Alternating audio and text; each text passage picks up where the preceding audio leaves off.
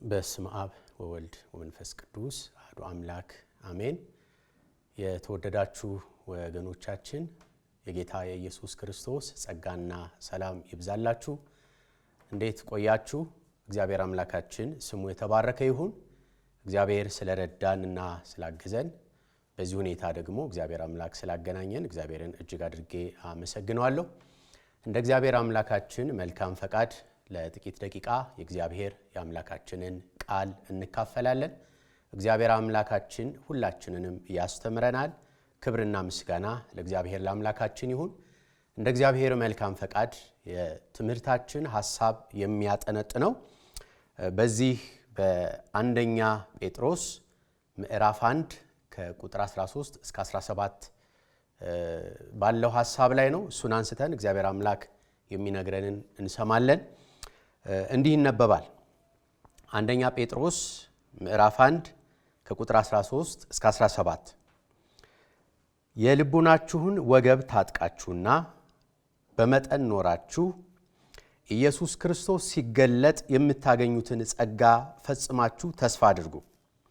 እንደሚታዘዙ ልጆች ባለማወቃችሁ አስቀድሞ የኖራችሁበትን ምኞት አትከተሉ። ዳሩ ግን እኔ ቅዱስ ነኝና ቅዱሳን ሁኑ ተብሎ ስለተጻፈ የጠራችሁ ቅዱስ እንደሆነ እናንተ ደግሞ በኑሯችሁ ሁሉ ቅዱሳን ሁኑ። ለሰው ፊትም ሳያደላ በእያንዳንዱ ላይ እንደ ሥራው የሚፈርደውን አባት ብላችሁ ብትጠሩ በእንግድነታችሁ ዘመን በፍርሃት ኑሩ ይላል። ስለ ቃሉ የቃሉ ባለቤት አምላካችንና አባታችን ልዑል እግዚአብሔር ስሙ የተባረከ ይሁን። ክብር ለእግዚአብሔር ይሁን። እንግዲህ በዚህ ሐሳብ ውስጥ እግዚአብሔር አምላካችን የሚነግረንን፣ የሚያስተምረንን፣ የሚመክረንን እንሰማለን ማለት ነው። አስተማሪያችን እግዚአብሔር ነው። ሁላችንም ከእግዚአብሔር እንደሚማር እግዚአብሔርን እንደሚሰማ ሆነን ይህንን ቃል እንድንሰማ በእግዚአብሔር ፍቅር ሁላችሁንም አደራ እላችኋለሁ። ክብር ለእግዚአብሔር ይሁን።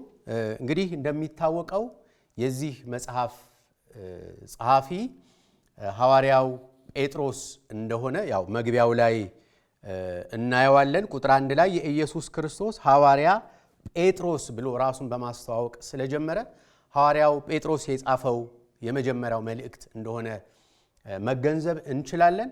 እንግዲህ ሁላችንም እንደምናውቀው ሐዋርያው ቅዱስ ጴጥሮስ በጌታችን በኢየሱስ ክርስቶስ ለሐዋርያነት ከተመረጡት ከ12ቱ የበጉ ሐዋርያት መካከል አንዱ እንደነበረ የእግዚአብሔር ቃል ይነግረናል። እንግዲህ ይህንን ቃል ወይም ይህንን ደብዳቤ የጻፈላቸው ወይም ተደራሲያኑ የመጀመሪያዎቹ ተደራሲያን በተለያዩ የሮም ግዛቶች ውስጥ ይኖሩ የነበሩ በክርስትናቸው ምክንያት በወንጌል ምክንያት ወደ ተለያየ ቦታ ለተሰደዱ መጻተኞች ክርስቲያኖች ይህንን መልእክት እንደጻፈ ያው መግቢያው ላይ ነግሮናል። ይህንን መረዳት እንችላለን ማለት ነው። በዛን ጊዜ የነበሩ ክርስቲያኖች በብዙ ስደት ወደ ተለያየ ቦታ ተበትነው ነበርና እነሱ እንዲጸኑ በሚደርስባቸው መከራ ተስፋ እንዳይቆርጡና ጌታን ተስፋ እንዲያደርጉ አበክሮ የሚገልጽበት መልእክት እንደሆነ እናያለን። አሁን ያነሳነውን ከቁጥር 13 እስከ 17 ያለውን ስናይ እንግዲህ የትምህርቱ መሰረታዊ ዓላማ ምንድነው? ለተቀበልነው ሕይወት ከእግዚአብሔር ለተቀበልነው ሕይወት እግዚአብሔር ለሰጠን ሕይወት ምላሽ መስጠት እንዳለብን ከኛም ደግሞ የሚጠበቅ ምላሽ እንዳለ ለማስገንዘብ ነው። መሰረታዊው ሐሳቡ ይሄ ነውና ጠቅልል አድርገን ሐሳቡን ስናየው ከቁጥር 13 እስከ 17 ያለው ቅዱሳን ሁኑ ወይም ደግሞ ተቀደሱ ወይም ደግሞ እንደሚገባ ተመላለሱ የሚል ሐሳብ አለው ማለት ነው። እንግዲህ ተቀደሱ፣ እንደሚገባ ኑሩ፣ እንደ እግዚአብሔር ልጆች ተመላለሱ፣ እንደ ክርስቲያን ኑሩ የሚለውን ከማንሳቱ በፊት ቅዱስ ጴጥሮስ ከእግዚአብሔር ያገኘነውን ነገር ቀደም ብሎ ባሉት ቁጥሮች ውስጥ ቅዱስ ጴጥሮስ ይዘረዝርልናል። ከቁጥር 1 ጀምረን ብናየው የኢየሱስ ክርስቶስ ሐዋርያ ጴጥሮስ እግዚአብሔር አብ አስቀድሞ እንዳወቃቸው በመንፈስም እንደሚቀደሱ ይታዘዙና በኢየሱስ ክርስቶስ ደም ይረጩ ዘንድ ለተመረጡ በጳንጦስና በገላትያ በቀጰዶቅያም በእስያም በቢታንያም ለተበተኑ መጻተኞች ይላል። እንግዲህ እንደዚህ በተለያዩ ቦታ ቅዱስ ጴጥሮስ እዚህ ጋር በዘረዘራቸው ቦታዎች ለተበተኑ ለነዚህን ክርስቲያኖች መጀመሪያ ምንድነው የሚለው? በእግዚአብሔር የታወቃችሁ ናችሁ፣ በእግዚአብሔር የተመረጣችሁ ናችሁ ይላቸዋል ማለት ነው። እና ከእግዚአብሔር ያገኘ ነው የመጀመሪያው ነገር መጽሐፉ ሲነግረን በእግዚአብሔር መታወቅን፣ በእግዚአብሔር መመረጥን ነው። እንግዲህ እግዚአብሔር አምላክ አስቀድሞ እንደሚያውቀን ምንም ጥያቄ የሚነሳ ነገር አይደለም። የተመረጥነውም ደግሞ ዓለም ሳይፈጠር በፊት እንደሆነ እግዚአብሔር ያሰበን ዓለም ሳይፈጠር እንደነበረ ቅዱሳን መጻሕፍት ይነግሩናል። እግዚአብሔር አስቀድሞ ነው ያሰበን። እግዚአብሔር አስቀድሞ ነው ያወቀን። እግዚአብሔር አስቀድሞ ነው የመረጠን። ለምሳሌ በዚህ በሮሜ ምዕራፍ 8 ቁጥር 29 እና 30 ላይ እንደዚህ የሚል ቃል አለ። ልጁ በብዙ ወንድሞች መካከል በኩር ይሆን ዘንድ አስቀድሞ ያወቃቸውን የልጁን መልክ እንዲመስሉ አስቀድሞ ወስኗልና፣ አስቀድሞ የወሰናቸውን እነዚህን ደግሞ ጠራቸው፣ የጠራቸውንም እነዚህን ደግሞ አጸደቃቸው፣ ያጸደቃቸውንም እነዚህ ደግሞ አከበራቸው ይላል። ስለዚህ እግዚአብሔር ልጁን ወደዚህ ዓለም ሲልክ ልጁ በብዙ ወንድሞች መካከል በኩር ይሆን ዘንድ የልጁን መልክ እንዲመስሉ አስቀድሞ እግዚአብሔር ያወቃቸውን የልጁን መልክ እንዲመስሉ አስቀድሞ ወስኗል ነው የሚለን። ስለዚህ እግዚአብሔር አምላክ አስቀድሞ ወስኗል። ልጁን ወደዚህ ዓለም ሲያስገባ፣ ልጁን ወደዚህ ዓለም ሲልክ በብዙ ወንድሞች መካከል በኩር እንዲሆን፣ ኢየሱስ ክርስቶስ በኩር እንዲሆን በብዙ ወንድሞች መካከል እግዚአብሔር አስቀድሞ እንደወሰነ የእግዚአብሔር ቃል ይናገራል። አስቀድሞ የወሰናቸው እነዚህን ደግሞ ጠራቸዋል። አስቀድሞ ጠራቸው። የተጠራ ነው አስቀድመን ነው። ዓለም ሳይፈጠር ነው እግዚአብሔር ያየን፣ እግዚአብሔር ያወቀን፣ እግዚአብሔር የመረጠን። የጠራቸው እነዚህን ደግሞ አጸደቃቸው፣ ያጸደቃቸው እነዚህ አከበራቸው። እግዚአብሔር የተመሰገነ ይሁን። የጠራቸውን አጸደቃቸው። የጠራን ለጽድቅ ነው እግዚአብሔር። ያጸደቃቸውን ደግሞ አከበራቸው ይላል። ክብር ለእግዚአብሔር ይሁን። እንግዲህ ጥሪው ከእግዚአብሔር ነው ማለት ነው። እኛ እግዚአብሔርን ፈልገን አይደለም ወደ እግዚአብሔር የመጣ ነው። እግዚአብሔር ነው ወደኛ የመጣው። ሳናውቀው አስቀድሞ ነው እግዚአብሔር ያወቀን። ሳንመርጠው ነው አስቀድሞ እግዚአብሔር የመረጠን። የልጁ ታናናሽ ወንድሞች እንድንሆን እግዚአብሔር አስቀድሞ ነው ያየን፣ አስቀድሞ ነው የመረጠን። የጠራን ለቅድስና ነው። የጠራን ሊያጸድቀን ነው። የጠራን ሊያከብረን ነው። ክብር ለእግዚአብሔር ይሁን። ሳንወደው ለወደደን፣ ሳንመርጠው ለመረጠን፣ ሳንጠራው ለጠራን፣ ሳናውቀው አስቀድሞ ላወቀን ለአምላካችን ለእግዚአብሔር ክብርና ምስጋና ይሁን። እና ቅዱስ ጴጥሮስ ይህንን ነው አስቀድሞ የሚናገረው። በእግዚአብሔር አብ አስቀድማችሁ የታወቃችሁ ናችሁ። እግዚአብሔር አብ የጌታችን የኢየሱስ ክርስቶስ አባት አስቀድሞ ያውቃችኋል፣ አስቀድሞ መርጧችኋል። በእግዚአብሔር አብ የተወደዳችሁ ናችሁ። በእግዚአብሔር አብ የተመረጣችሁ ናችሁ። እግዚአብሔር አብ የሚያውቃችሁ ናችሁ ይላችኋል። እነዚህ ክብር ለእግዚአብሔር ይሁን። እኛም እንዲሁ ነን። እግዚአብሔር አብ ያውቀናል፣ አስቀድሞ አውቆናል፣ መርጦናል፣ ሊያጸድቀን ጠርቶናል። ይህንን ይናገራል። ይሄ ተደርጎላችኋል። ይቀጥልና ደግሞ ዳግመኛ ስለ መወለዳችን ከማይጠፋው ዘር ስለ መወለዳችን ደግሞ ይናገራል። ቁጥር 3 ላይ ጀምረን ስናነብ እንዲህ ይላል። ኢየሱስ ክርስቶስ ከሙታን በመነሳቱ ለሕያው ተስፋና ለማይጠፋ እድፈትም ለሌለበት ለማያልፍ ርስት እንደ ምሕረቱ ብዛት ሁለተኛ የወለደን የጌታችን ኢየሱስ ክርስቶስ አምላክና አባት ይባረክ ይላል። ክብር ለእግዚአብሔር ይሁን። የጌታችን የኢየሱስ ክርስቶስ አምላክና አባት እግዚአብሔር ይባረክ። እግዚአብሔር ይመስገን።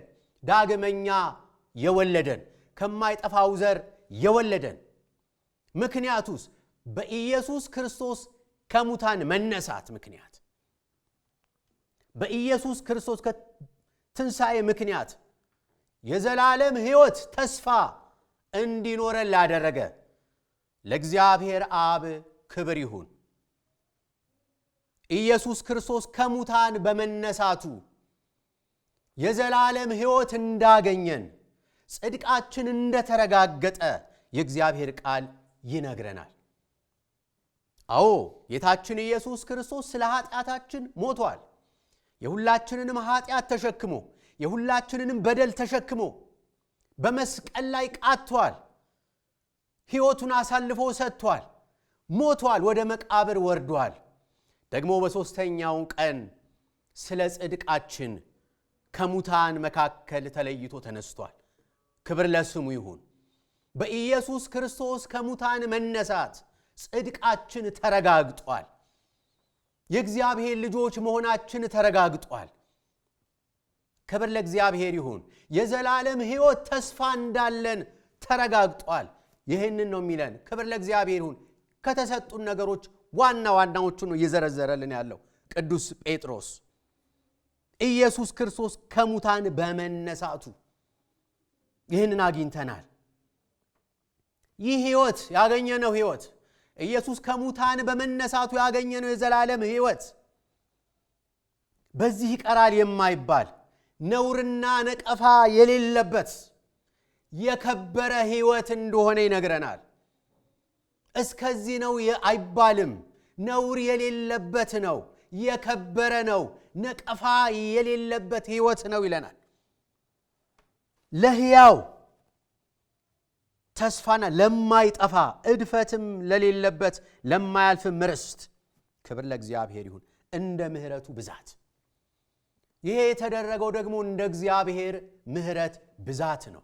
እግዚአብሔር አምላካችን በምሕረቱ ባለጠጋ ነው። ምሕረቱ ነው ይህንን ያደረገው። ስለኛ ልጁን የላከው በምሕረቱ ብዛት ነው። ልጆቹ አድርጎ የተቀበለን በምሕረቱ ባለጠጋ ስለሆነ ነው። ያጸደቀን፣ ያቀረበን፣ ያከበረን በምሕረቱ ባለጠጋ ስለሆነ ነው። ስለሚገባን አይደለም። ጽድቅ ሰርተን አይደለም። በጎነት ተገኝቶብን አይደለም። በእግዚአብሔር ምሕረት ከምሕረቱ የተነሳ እግዚአብሔር ሀብታም ነው። እግዚአብሔር ባለጠጋ ነው በምሕረት። ክብር ለእግዚአብሔር ይሁን። በምሕረቱ በቸርነቱ ባለጠጋ ስለሆነ በኢየሱስ ክርስቶስ ከሙታን መነሳት የዘላለም ሕይወት ተስፋን ሰጥቷችኋል እያለን ነው። ክብር ለእግዚአብሔር ይሁን። እናስተውል ይሆን ይህንን የዘላለም ሕይወት ተስፋ እግዚአብሔር እንዳስጨበጠን በልጁ በሰራልን የማዳን ሥራ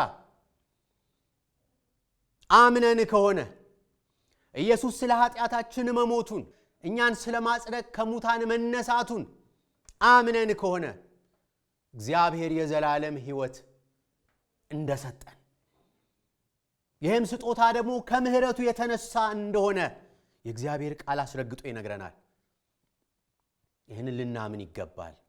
እግዚአብሔር ተቀብሎናል። በልጁ አማካይነት እግዚአብሔር ተቀብሎናል። እግዚአብሔር በሰራልን ሥራ በኩል በመስቀሉ በኩል በተደረገልን በተሰራልን ስናምን ባመን ጊዜ የእግዚአብሔር ልጆች እንደሆንን የዘላለም ሕይወት እንደተሰጠን የእግዚአብሔር ቃል ይነግረናል። በዚህ ልባችን ሙሉ ሊሆን ይገባል። ለእግዚአብሔርም ክብር ልናመጣ ይገባል። ለእግዚአብሔርም ምስጋና ልናመጣ ይገባል። እግዚአብሔር አምላካችን ስሙ የተባረከ ይሁን። ክብር ለእግዚአብሔር ይሁን። ይህንን ይናገራል። እግዚአብሔር ከምሕረቱ የተነሳ ይህንን አድርጎላችኋል። የዘላለም ሕይወት ሰጥቷችኋል። ይሄ የዘላለም ሕይወት ደግሞ የከበረ ነው። እድፍ የለበትም፣ ነውር የለበትም፣ ሕያው ነው። ይጠፋል፣ እስከዚህ ጊዜ ነው አይባልም። ይሄ ተሰጥቷችኋል እያለ ነው። ይሄ ልብን የሚያሞቅ ነው። ተስፋን የሚቀጥል ነው። ክብር ለእግዚአብሔር ይሁን።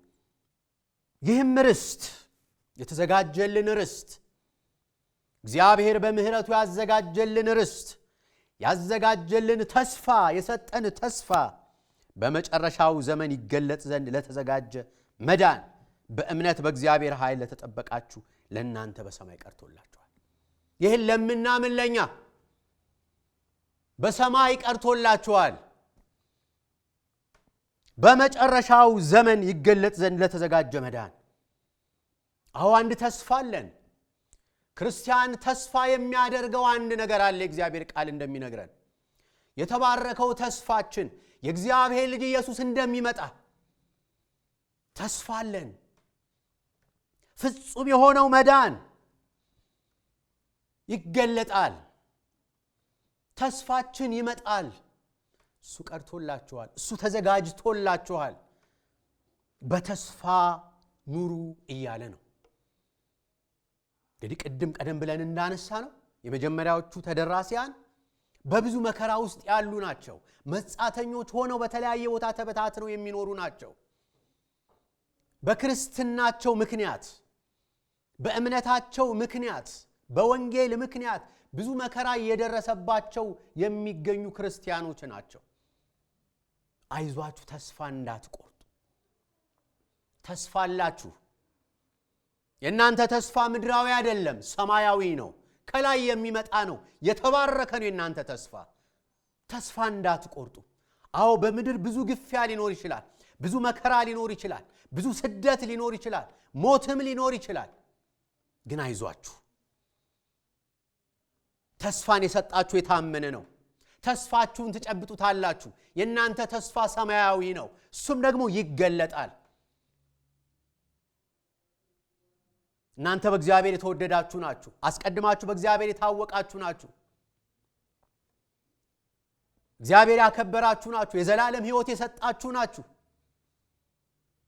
እግዚአብሔር ልጁን አሳልፎ የሰጣችሁ ናችሁ። እግዚአብሔር የሚወዳችሁ ናችሁ።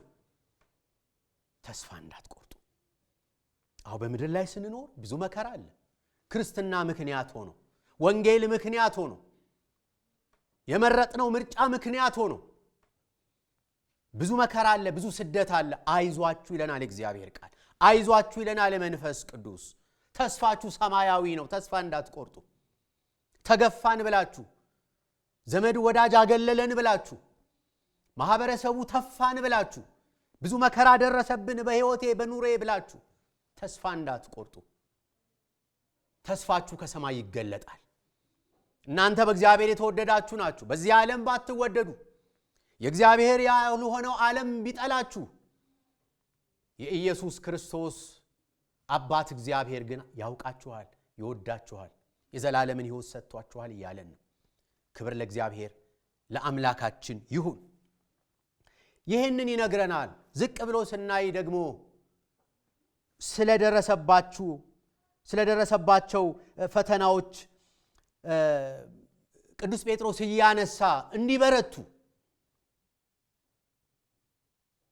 እግዚአብሔርን ተስፋ እንዲያደርጉ ያስገነዝባቸዋል። እና ይሄ ሁሉ ተቀብለናል። እግዚአብሔር ይሄን ሰጥቶናል።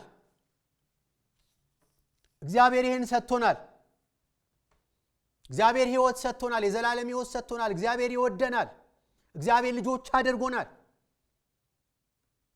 ተስፋ አለን። ተስፋችን ይገለጣል።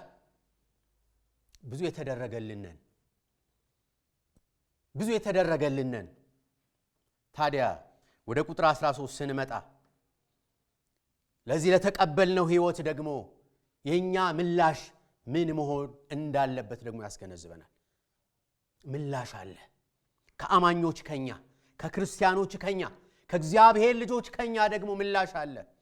እንዴት መኖር እንዳለብን፣ ይህንን ሕይወት ከተቀበልን በኋላ በምን አይነት አኗኗር ደግሞ መኖር እንዳለብን ደግሞ የእግዚአብሔር ቃል ያስተምረናል። ለዚህ ለተቀበልነው ሕይወት ምላሽ የምንሰጠው በቅድስና በመኖር እንደሆነ ይነግረናል። በቅድስና በመኖር ለእግዚአብሔር በመለየት ከርኩሰት በመለየት ከክፋት በመለየት በቅድስና በእግዚአብሔር ፊት እንድንኖር የእግዚአብሔር ቃል ይነግረናል። ቀጥታ ወደ ቁጥር 13 እንገባለን። ዛሬ ወደ የምናየው ስለዚህ አለ ቅዱስ ጴጥሮስ ከላይ የተደረጉልን እግዚአብሔር ያደረገልን ነገር ከዘረዘረ በኋላ የልቡናችሁን ወገብ ታጥቃችሁና በመጠን ኖራችሁ። የልቦናችሁን ወገብ ምን ታጠቁ? ምን ማለት ነው? ምን ለማድረግ? ለመልካም ሥራ፣ ለቅድስና፣ በቅድስና ለመኖር፣ በመልካም ሥራ ለመመላለስ ምን ማድረግ? ልቦናችንን ልናነቃቃ ያስፈልጋል። መጀመሪያ የልቦናችን ወገብ መታጠቅ። ልቦናችን ሊነቃ ይገባል። አእምሮአችን ሊታደስ ይገባል። አእምሮአችን ሊነቃቃ ይገባል። በታደሰ መንፈስ በታደሰ አእምሮ ነው በቅድስና በእግዚአብሔር ፊት መመላለስ የሚቻለው። ስለዚህ መጀመሪያ የልቦናችሁን ወገብ ታጠቁ፣ ለመልካም ሥራ ተነቃቁ። መጀመሪያ አእምሮአችሁ ይታደስ ይላል። በዚህ በኤፌሶን ቅዱስ ጳውሎስ ለኤፌሶን በጻፈው መልእክት ምዕራፍ 4 ቁጥር 23 ላይ እንደዚህ ይላል፣ በአእምሮአችሁ መንፈስ ታደሱ ይላል። በአእምሮአችሁ መንፈስ ታደሱ። የአእምሮ መታደስ ያስፈልጋል። ጤነኛውን እንድናስብ፣ መልካሙን እንድናስብ ህሊናችን፣ አእምሮአችን መታደስ ያስፈልጋል። ስለዚህ በአእምሮአችሁ መንፈስ ታደሱ። ለውጥ ከዚህ ይጀምራል ማለት ነው። እግዚአብሔር አምላክ ይርዳን በአእምሮአችን እንድንታደስ፣ አእምሮአችን ጤነኛውን እንዲያስብ እግዚአብሔር አምላክ ሁላችንንም ያግዘን። ታደሱ። በመጠን ኖራችሁ። በመጠን ስለመኖር በመጠን ኑሩ። ምን ማለት ነው? በመጠን መኖር ራስን በመግዛት መኖር፣ ራስን በመቆጣጠር መኖር፣ ስሜቶቻችንን ባለመከተል ራስን በመግዛት እንደ እግዚአብሔር ፈቃድ፣ እንደ እግዚአብሔር ሐሳብ፣ እንደ እግዚአብሔር ቃል በመኖር መመላለስ እንዳለብን ይነግረናል። በመጠን ኖራችሁ ራስን በመግዛት መኖር። ራስን መግዛት ገላትያ 5 ላይ የመንፈስ ፍሬዎች ተብለው ከተዘረዘሩት መካከል አንዱ ነው ራስን መግዛት።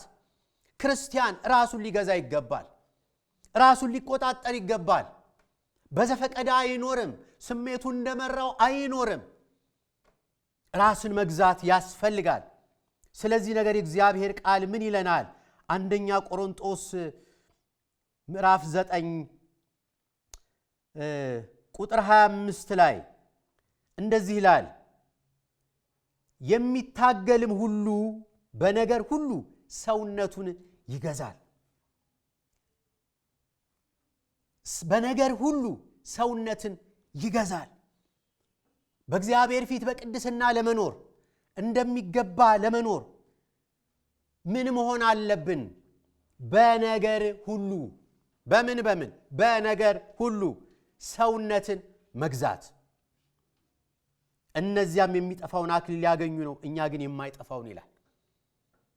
የማይጠፋውን አክሊል ከጌታ ዘንድ ለማግኘት በነገር ሁሉ ሰውነታችንን ልንገዛ፣ ራሳችንን ልንቆጣጠር፣ እንደ ስሜቶቻችን እንደ ፈቃዳችን እንዳንመላለስ ራሳችንን መግዛት እንዳለብን እግዚአብሔር ቃል ይነግረናል። ስለዚህ ራሳችሁን ግዙ፣ በመጠን ኑሩ። ሌላው በዚህ በአንደኛ ጢሞቴዎስ ምዕራፍ 3 ቁጥር 2 ላይ ቅዱስ ጳውሎስ ለጢሞቴዎስ በላከው ላይ ስለ አገልጋዮች ነው። በእርግጥ ኤጲስቆጶስ መሆን የሚፈልግ ሽማግሌ መሆን፣ ቤተ ክርስቲያን አገልጋይ መሪ መሆን የሚፈልግ እንዲህ ሊሆን ይገባል ብሎ ከዘረዘራቸው መስፈርቶች ውስጥ መካከል ራሱን የሚገዛ ይላል። ራሱን የሚገዛ፣ ራስን መግዛት፣ በስሜት አለመነዳት፣ በራስ ፈቃድ አለመነዳት፣ እንደ ሥጋ ፈቃድ አለመመላለስ፣ ራስን መግዛት እንዳለብን ይነግረናል። ሌሎች መጽሐፎችም ላይ ማየት እንችላለን። ቲቶ 2:2 ላይ እንደዚሁ ያነሰዋል ቅዱስ ጳውሎስ ለቲቶ በጻፈለት መልእክት ላይ ራስን ስለመግዛት። ስለዚህ ምን እያልን ነው? በቅድስና ለመኖር፣ በእግዚአብሔር ፊት በንጽህና ለመኖር፣ በትክክለኛው መንገድ ለመመላለስ የመጀመሪያ ልቦናችንን ማነቃቃት፣ የልቦናችን ወገብ መታጠቅ፣ ማዘጋጀት፣ በአዲስ አእምሮ መመላለስ፣ ከዛ ደግሞ በመጠን መኖር፣ ራስን መግዛት እንዳለብን የእግዚአብሔር ቃል ያስገነዝበናል። ክብር ለእግዚአብሔር ይሁን። በመጠን ኖራችሁ ኢየሱስ ክርስቶስ ሲገለጥ የምታገኙትን ጸጋ ፈጽማችሁ ተስፋ አድርጉ። ተስፋችሁ እሱ ነው። ኢየሱስ ሲገለጥ፣ ጌታ ኢየሱስ ሲመጣ የምናገኘውን ጸጋ ተስፋ እናድርግ። ራሳችንን በመግዛት በመኖር፣ ራሳችንን በመግዛት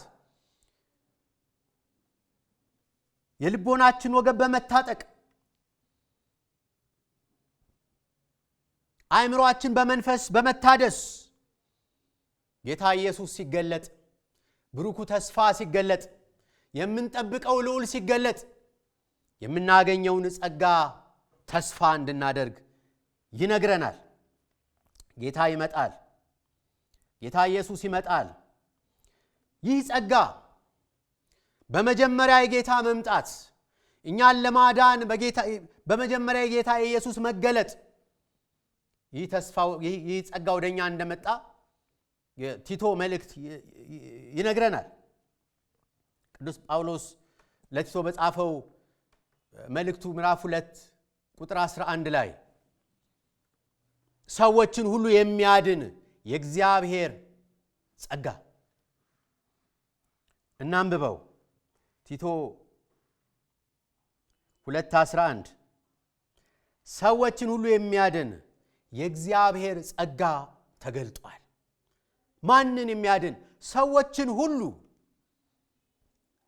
ሰዎችን ሁሉ ማዳን የሚችል የሚያድን የእግዚአብሔር ጸጋ ተገልጧል።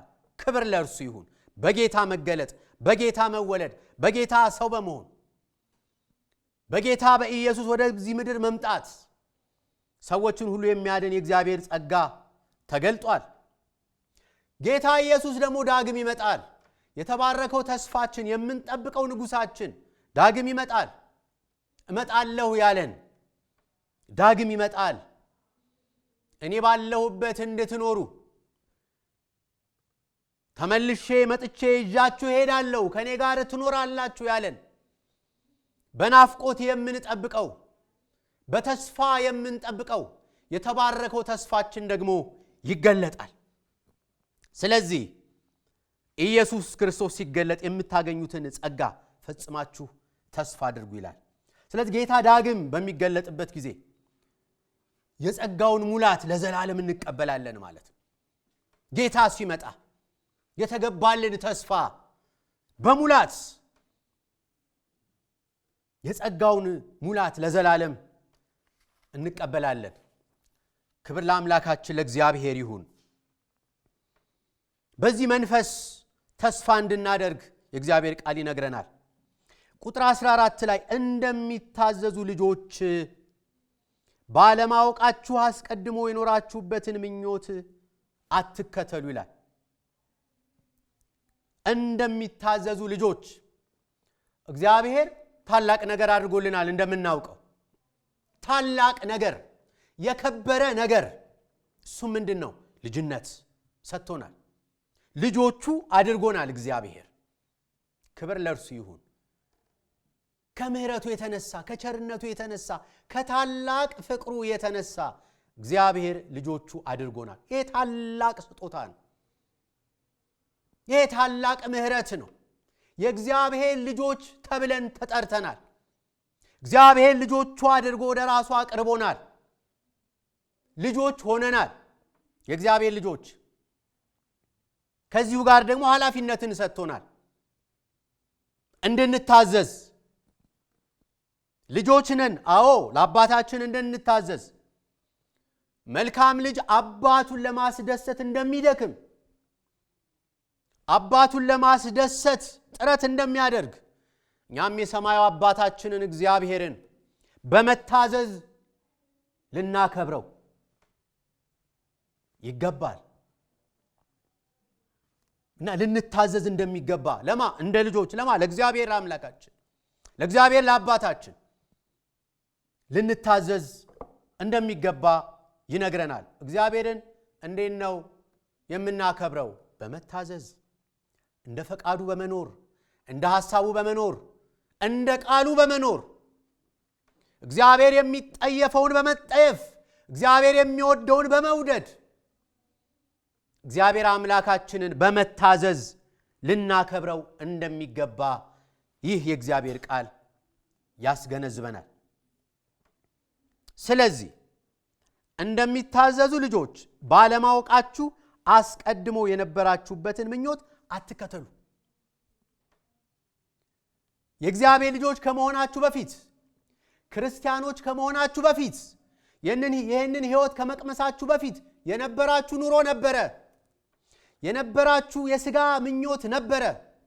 እሱን እንዳትከተሉ ተለዩ። አሁን የእግዚአብሔር ልጆች ናችሁ።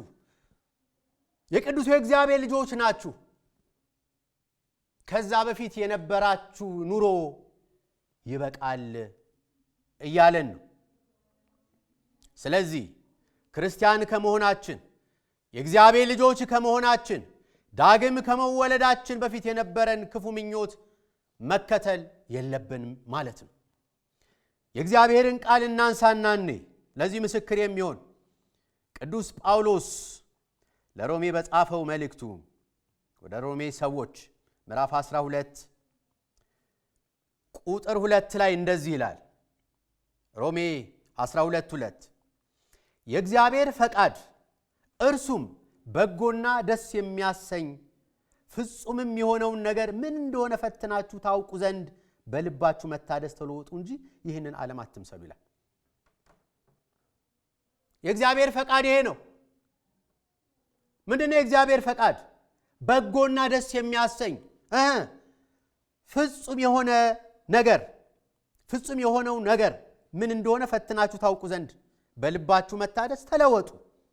ይህንን ዓለም አትምሰሉ። እንደዚህ ዓለም ኖራችኋል። እንደዚህ ዓለም ፈቃድና ሐሳብ ነበራችሁ፣ ተመላለሳችሁ። የእግዚአብሔር ልጆች ከመሆናችሁ በፊት፣ ከመጠራታችሁ በፊት፣ ዳግም ከመወለዳችሁ በፊት። አሁንስ በልባችሁ መታደስ ተለወጡ እንጂ ይህንን ዓለም አትምሰሉ። ምክንያቱም የእግዚአብሔር ፈቃድ እርሱም በጎና ደስ የሚያሰኝ ፍጹም የሆነውን ነገር ምን እንደሆነ ፈትናችሁ ታውቁ ዘንድ። ስለዚህ እንደ ቀድሞ መመላለስ አይገባም ማለት።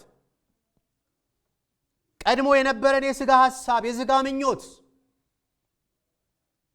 አሁን ሊገዛን አይገባም ማለት ነው። ይህን ነው እያለን ያለው። አሁን የእግዚአብሔር ልጆች ነና። አሁን ሌላ ሕይወት ነው የተቀበልነው። በድሮ ሕይወታችን፣ በድሮ ምልልሳችን አንመላለስም።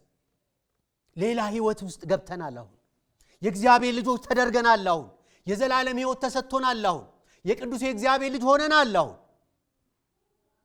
ስለዚህ እንደ እግዚአብሔር ፈቃድ፣ እንደ እግዚአብሔር ሐሳብ ልንመላለስ ያስፈልጋል። ይህን የእግዚአብሔር ቃል ያስገነዝበናል።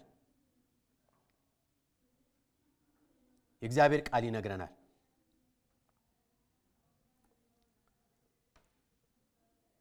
ኤፌሶን 2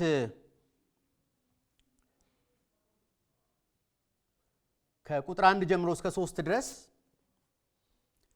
በፊት እንዲህ ነበራችሁ ብሎ የሚዘረዝራችኋል ቅዱስ ጳውሎስ። እንዲህ ይላል ከቁጥር 1 ጀምሮ በበደላችሁና በኃጢአታችሁ ሙታን ነበራችሁ። እንዲህ ነበራችሁ በፊት የእግዚአብሔር ምሕረት ሳይደርሳችሁ በፊት ሙታን ነበራችሁ። በምን ምክንያት? በኃጢአታችሁና በበደላችሁ ምክንያት ሙታን ነበራችሁ።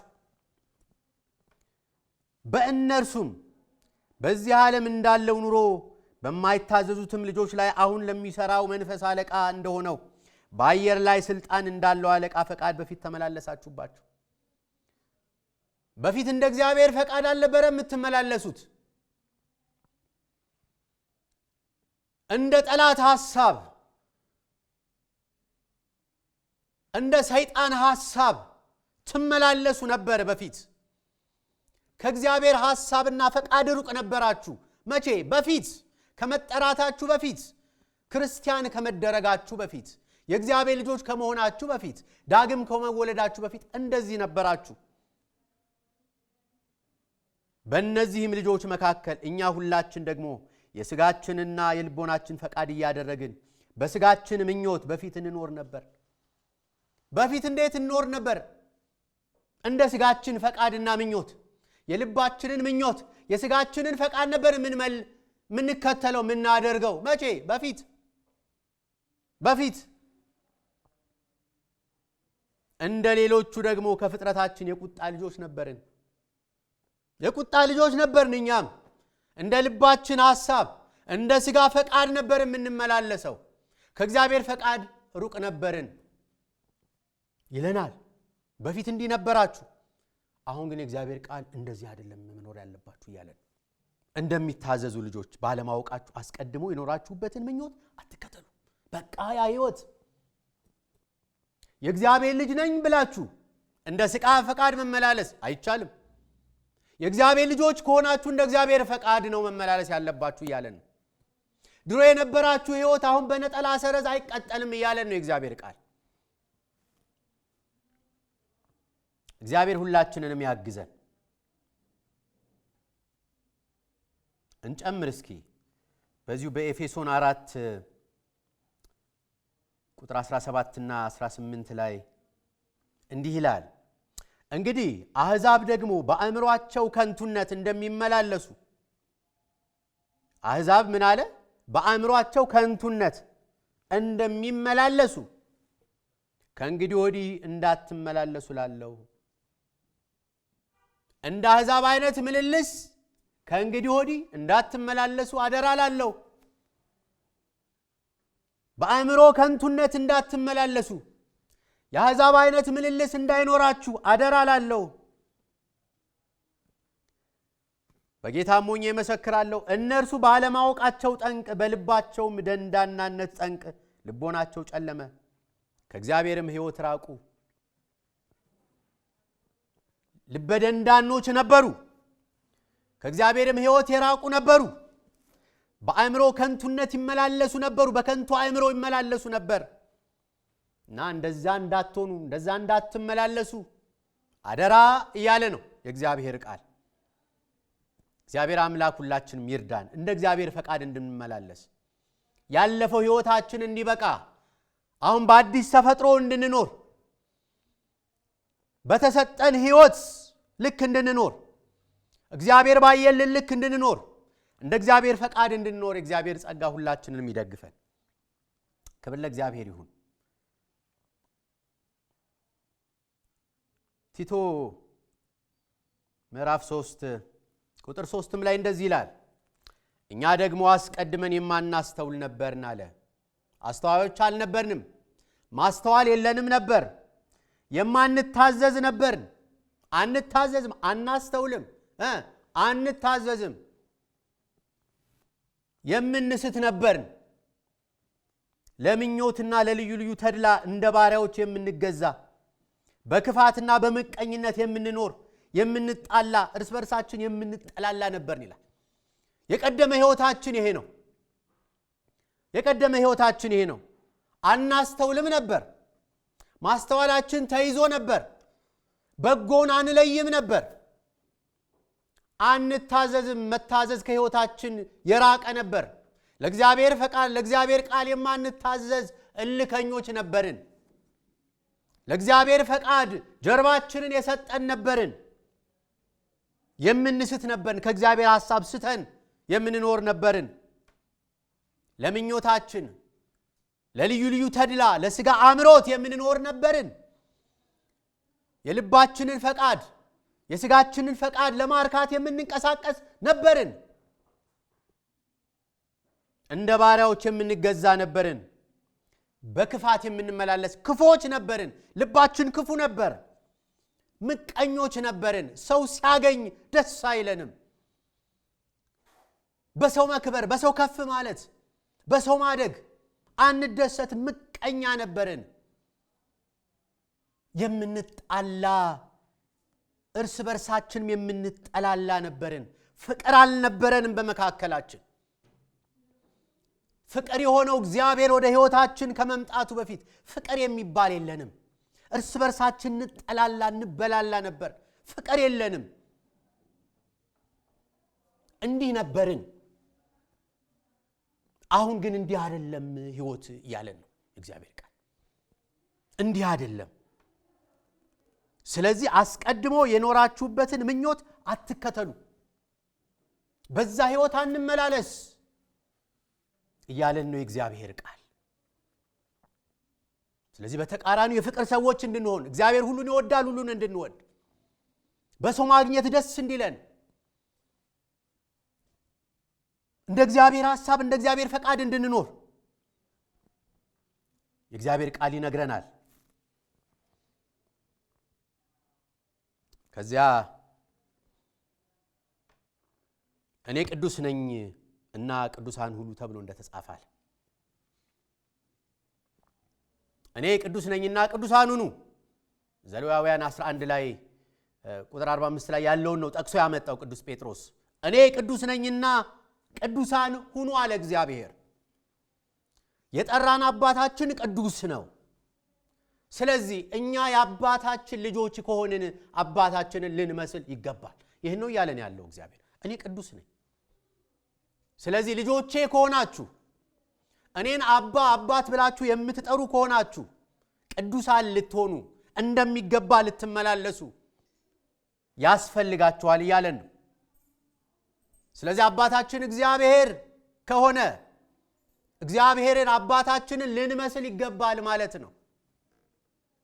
ካልሆነ አይሆንም። እግዚአብሔር አባታችን ነው እያልን ሕይወታችን ኑሯችን በተቃራኒው ከሆነ ቅድስና የጎደለው ሕይወት ከሆነ በትክክለኛው እንደ እግዚአብሔር ፈቃድና ሐሳብ የማንመላለስ ከሆነ አስቸጋሪ ነው። ከእግዚአብሔር ቃል ጋር ከእግዚአብሔር ሐሳብ ጋር እየተላለፍን ነው ማለት ነው። ቅዱሳን ለመሆን ለመለየት እንደሚገባ ለመኖር እንደ እግዚአብሔር ፈቃድ ለመኖር የመጀመሪያው ቅድስና የሌለውን ነገር እግዚአብሔርን የማያከብረውን ነገር ከሱ መለየት ነው። ከዚያ ኑሮ መለየት፣ እግዚአብሔር የሚጸየፈውን መጸየፍ፣ እንደ እግዚአብሔር ሐሳብና ፈቃድ ያልሆነውን መተው። ሁለተኛ ደግሞ ቅድስናን መልበስ። ቅድስናን መልበስ ኤፌሶን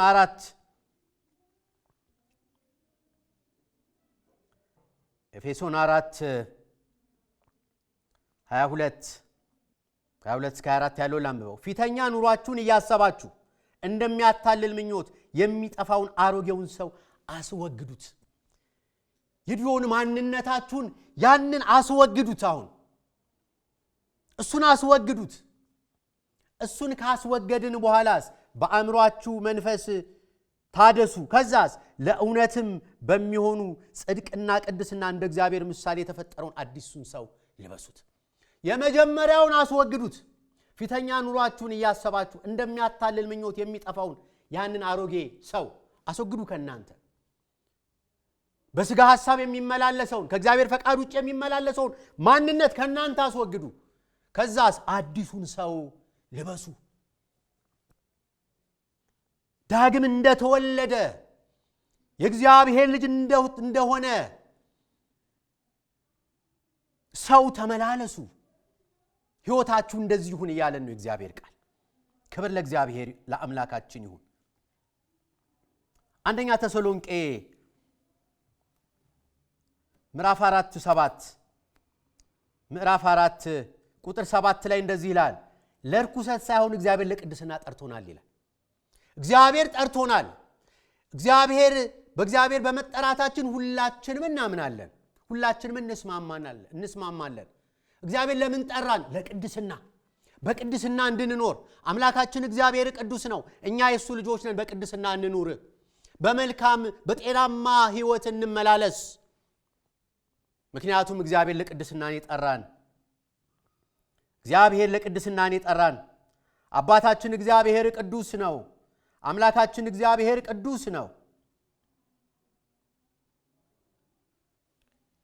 ቲቶ 2:11 ጀምሮ እስከ 13 ያለው ሰዎችን ሁሉ የሚያድን እግዚአብሔር ጸጋ ተገልጧል ይልና፣ ይህም ጸጋ ሰዎችን ለማዳን የተገለጠው ይሄ ጸጋ ኃጢአተኝነትንና ዓለማዊ ምኞትን ክደን የተባረከውን ተስፋችንን እርሱም የታላቁን የአምላካችንና የመድኃኒታችንን የኢየሱስ ክርስቶስን ክብር መገለጥ እየጠበቅን ራሳችንን በመግዛትና በጽድቅ እግዚአብሔርንም በመምሰል በአሁኑ ዘመን እንድንኖር ያስተምረናል ይላል። ክብር ለእግዚአብሔር ይሁን።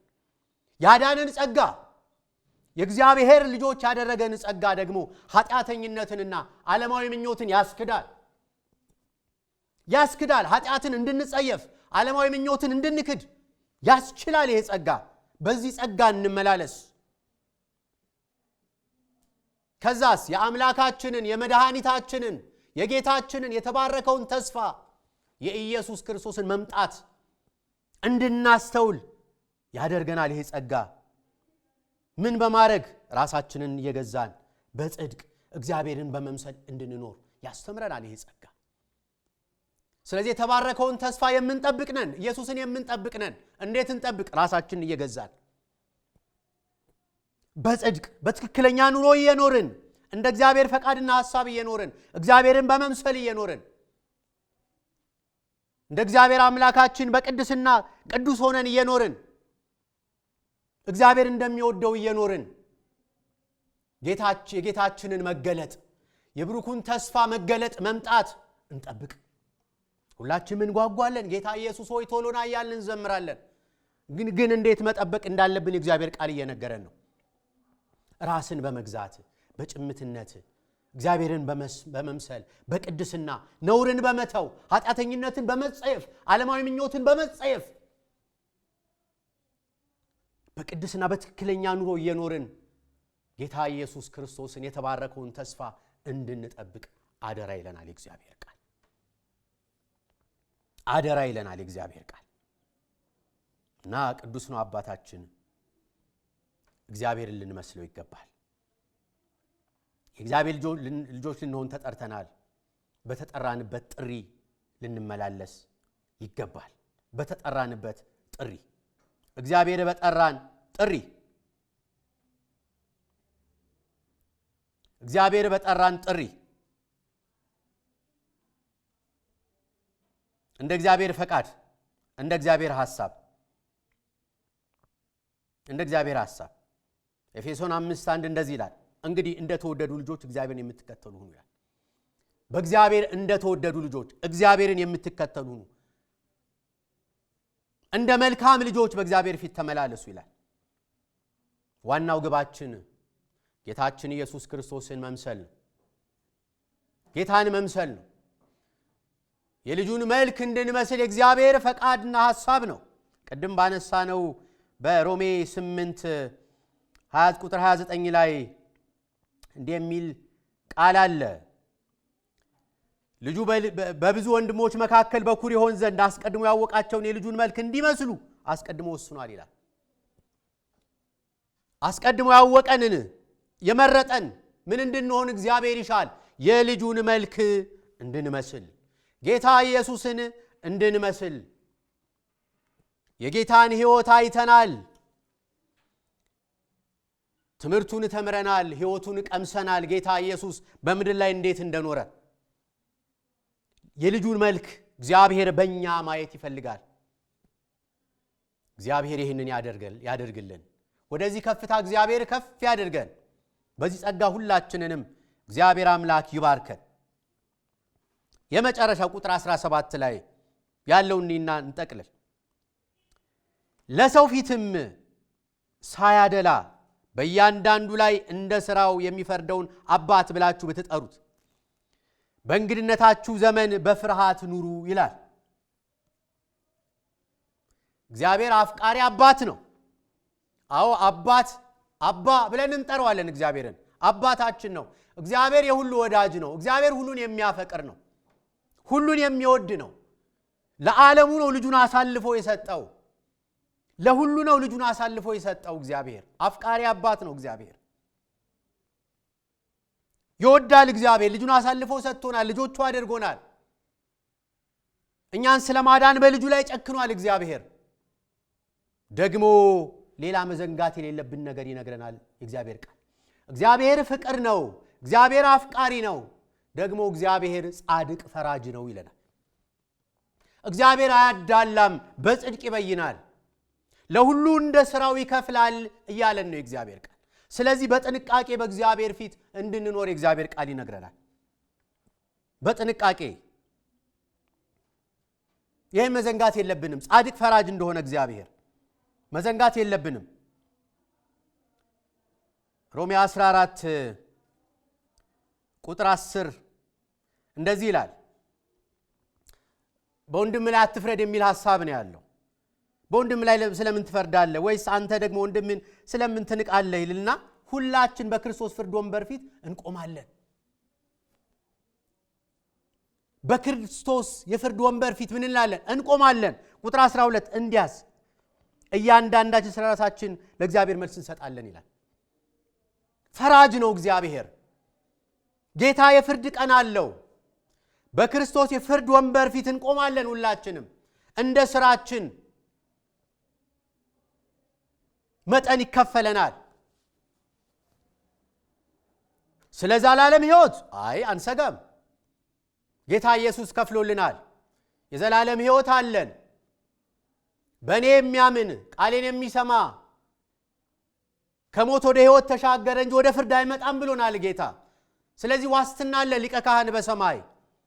ግን ደግሞ በኑሯችን አማካኝነት በዚህ ምድር በተመላለስንበት ሁኔታ ደግሞ በጌታ ፊት ብድራት አለ፣ ክፍያ አለ፣ ፍርድ አለ። ስለሱ ይነግረናል። ስለዚህ በጥንቃቄ ኑሩ።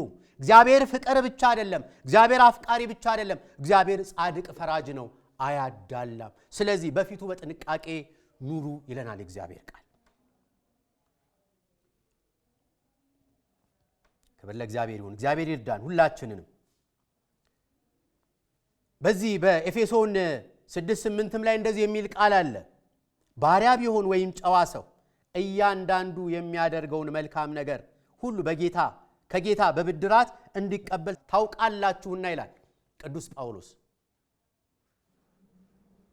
ስለምናደርገው ነገር ሁሉ በብድራት ከእግዚአብሔር ዘንድ እንቀበላለን፣ ከጌታ ዘንድ በብድራት እንቀበላለን። ስለዚህ ጌታ የሕይወታችን ጌታ ነው። አዎ ኢየሱስ ጌታችን ነው። ኢየሱስ ጌታ ነው መፈክራችን ብቻ አይደለም፣ ገዣችን ነው እያልን ነው። እንደ ፈቃዱ እንመላለሳለን እያልን ነው። ተቆጣጣሪያችን ነው እያልን ነው። ለፈቃዱ እንገዛለን እያልን ነው። እንደ ሐሳቡ እንኖራለን እያልን ነው። ስለዚህ በጥንቃቄ በእግዚአብሔር ፊት እንድንኖር የእግዚአብሔር ቃል ይመክረናል። ስለዚህ በዚህ ምድር እንደ መጻተኛ ስንኖር፣ እንደ ስደተኛ ስንኖር እግዚአብሔርን በመፍራትና በመታዘዝ መኖር እንዳለብን ነው ይሄ የመጽሐፍ ቅዱስ ሐሳብ ወይም ክፍል የሚነግረን ማለት ነው።